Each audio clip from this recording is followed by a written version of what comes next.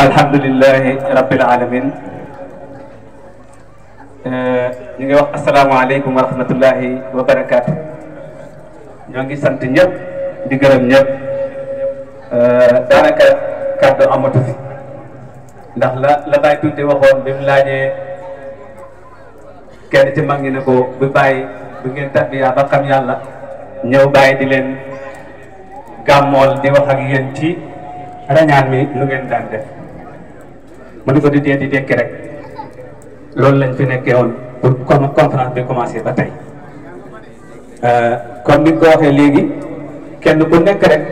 ndax la nga indi duy nga ko ba mu fees kenn ku nekk ak sa tolluwaay moo wax nag ci seen góor gi nga xam ne mooy Cheikh al Islam Baye Niass radiyallahu anhu nga xam ne moo judd ci weer yi dégg naa ci ay kii yu bari yu ci wax yoo xam ne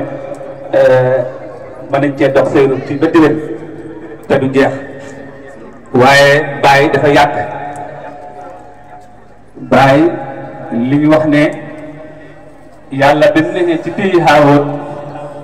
Yonent bi sallallahu alayhi wa sallam mi ngi dëxëñu ci biiram pour dafa siru Baye mi ngi dëxëñu ci biir Cheikh Tidiane ci loolu